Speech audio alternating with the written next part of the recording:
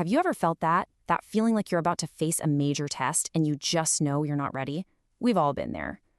Well, today we're going to look at a really profound moment in the Bible that teaches us exactly how to prepare for life's biggest trials. Okay, let's dive right in. So this verse from Mark's Gospel, this is really the heart of what we're talking about today. Jesus spoke these words at such a critical moment, and, they reveal a super powerful truth about our human nature. Let's unpack what they mean for us right now. To really get this, we have to go back to the Garden of Gethsemane. Picture this. Jesus is just hours away from his arrest and crucifixion. The weight of the world, literally, is on his shoulders, and he goes to this quiet place to pray. But this isn't just some calm, quiet time. No way. This is the spiritual battle before the physical cross. And he doesn't go alone, he brings his inner circle with him, Peter, James, and John. And he gives them one simple, absolutely crucial instruction: stay awake and pray. He's asking them to join him, to keep watch with him in this moment of intense spiritual preparation. And here's where the story takes a very, very human turn. 3 different times, Jesus comes back to check on them, and all 3 times, he finds them sleeping. They wanted to be there for him, right? They intended to be faithful, but their physical exhaustion just completely overran their spiritual resolve. And this failure, well, it sets the stage for our first big lesson. So what can we actually learn from the disciples just falling asleep on the job? Well, the first lesson is all about preparing ourselves for temptation before it ever shows up. This really gets to the core of what Jesus said. The spirit is willing, but the flesh is weak. That's the human condition in a nutshell, isn't it? Our spirit, our heart, it genuinely wants to do the right thing, to follow God. But our flesh, our human nature, man, it's vulnerable. It gets tired, it gets scared, it gets distracted so easily.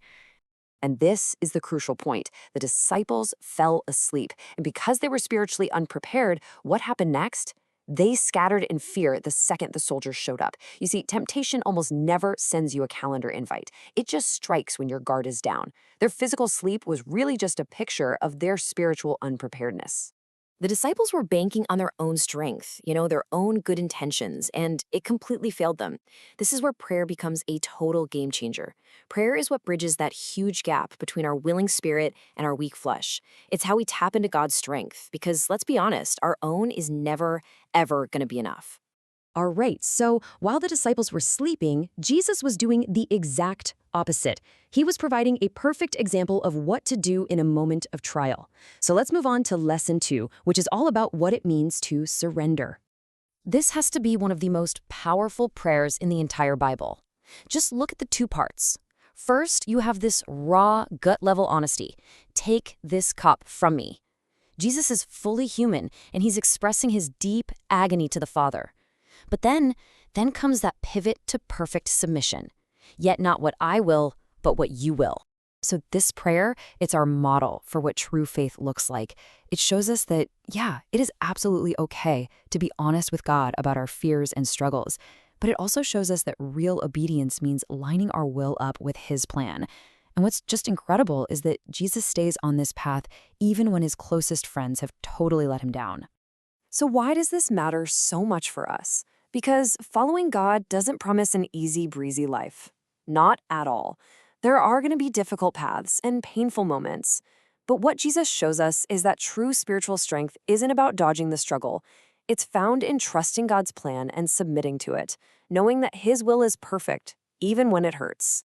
Okay, so we've looked at the what and the why of all this. Now let's get super practical. How do we take these lessons from Gethsemane and actually apply them to our own lives today?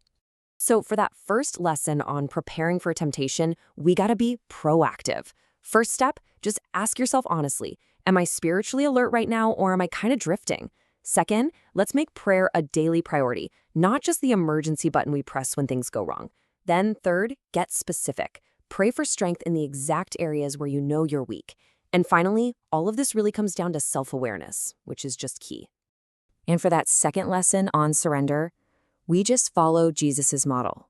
Step 1, be completely, totally honest with God about what you're struggling with. Step 2, don't just pray for a different situation, pray for the strength to accept his will in the one you're in. Step 3, make that daily choice to be obedient, especially when it's hard. And finally, step 4, just trust. Trust that even when you can't see the full picture, His plan is always greater than yours. All right, as we start to wrap up this explainer, let's bring it all together with one final thought and a little moment for reflection. If you remember just one thing from our time together, please let it be this simple, powerful command from Jesus Himself. Stay awake and pray.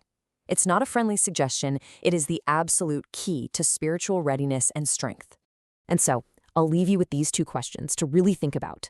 First, in what areas of your life are you most vulnerable to temptation right now? I mean, really think about it.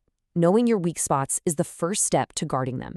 And second, what is one practical change you can make starting today to become more consistent and intentional in your prayer life? Because the lesson from Gethsemane is crystal clear.